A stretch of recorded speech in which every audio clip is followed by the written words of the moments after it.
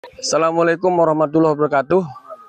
Pada hari ini kami sedang berada di ruas jalan Jongkor Trentem, di mana ruas jalan ini merupakan jalan usaha tani yang selama ini digunakan oleh warga sebagai lalu lintas untuk mengangkut hasil pertanian dan perkebunan. Jalan ini merupakan jalan penghubung antara dua desa, bahkan dua kecamatan, Kecamatan Pria Timur dan Jane Pria yang berada di batas desa kami.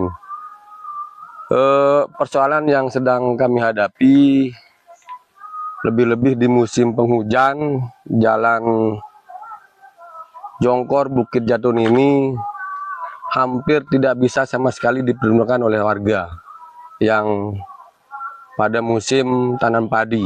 Untuk mengangkut hasil panen padi sangat sulit dikarenakan jalan becek pada musim penghujan. Saat ini di tempat kami, di desa kami, Desa Belikedayek, Kecamatan Pria Timur, sedang musim tanam tembakau. Jadi situasi kondisi saat ini dalam keadaan kering dan lumayan bisa digunakan oleh warga.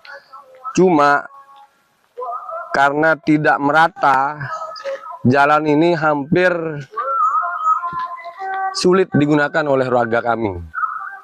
Untuk itu pada kesempatan ini kami pemerintah Desa Belikedayek memohon bantuan kepada Kementerian Desa untuk kami diberikan program hibah, di mana per desa itu sebanyak 500 juta. Adapun dana yang akan kami diberikan akan kami digunakan di ruas jalan ini untuk pengaspalan jalan usaha tani, agar para petani pekebun desa kami yang ada di seputaran ruas jalan ini tidak terganggu pada saat mengangkut hasil panen tembakau, di mana hasil perkebunan kami hampir tidak seimbang dengan biaya produksi yang kami keluarkan. Karena jalan tidak memadai, sehingga para petani dan pekebun biaya produksinya bertambah karena situasi jalan yang sangat tidak memadai untuk dilalui oleh para petani yang mengangkut hasil panen tembakau pada saat musim tanam tembakau. Bapak Menteri Desa yang saya hormati, hari ini saya bersama Babinsa menunjukkan situasi kondisi jalan yang kami usulkan. Seperti yang Bapak lihat, situasi kondisi yang sangat tidak memadai, sehingga keamanan terhadap lalu lintas pengangkutan hasil pertanian maupun perkebunan warga kami sangat tidak layak. Seperti yang kami sampaikan tadi, biaya produksi kami bertambah, di mana petani maupun pekebun akan mencari untung, tapi malah rugi karena disebabkan oleh bertambahnya biaya produksi. Jalan yang berlubang, bergelombang, sehingga alat angkutan pun kadang tidak mau mengangkut hasil pertanian dan perkebunan warga, karena memang khawatir alat angkutannya rusak disebabkan oleh jalan yang tidak merata atau bergelombang dan berlubang. Kondisi yang kami sampaikan saat ini seperti yang di kiri kanan jalan, hampir 100% warga kami sebagai petani. mata pencahariannya sebagai petani, pekebun, sehingga sangat penting untuk jalan usaha tani diperbaiki, sehingga proses transportasi maupun lalu lintas pengangkutan jalan di usaha tani ini akan lancar seperti yang diharapkan oleh warga kami, sehingga biaya produksi mampu kita minimalisir dan petani, pekebun bisa mendapatkan untung dari apa yang mereka usahakan sebagai petani dalam hal ini. Ini kami bersama Pak Kadus dan Mbak Binsa dan tokoh masyarakat yang ada di Dusun Bukit Jatun. Di sekeliling dusun terbentang sawah warga kami yang hampir tidak ada yang kosong. Semua petani menanam tembakau yang memang sebagai mata pencarian warga kita ya Pak Babinsa. Iya. Hampir tidak ada yang kosong sawah warga. Semua ditanami tembakau yang menjadi andalan kami saat ini. Sebab di desa kami ini ada 2 musim tanam, Pak Babinsa ya. Yap. Yang musim tanam padi, di mana kita laksanakan di musim hujan. Untuk saat ini musim kering, warga kami menanam tembakau Dan palawija. Tapi hampir 95% tembakau. Jadi ini yang menjadi andalan kami di desa Belikridaye.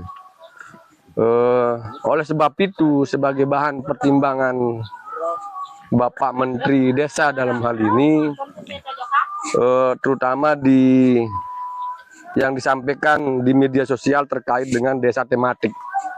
Jadi desa tematik ini untuk desa kami mengusulkan untuk menjadi desa tembakau. Sebab hampir 100% Babinsa ya, warga desa kami itu menanam tembakau. Bahkan ada yang menyewa lahan ke lintas desa, bahkan ke lintas kecamatan. Jadi ini kondisi yang memang sangat tidak memadai, sehingga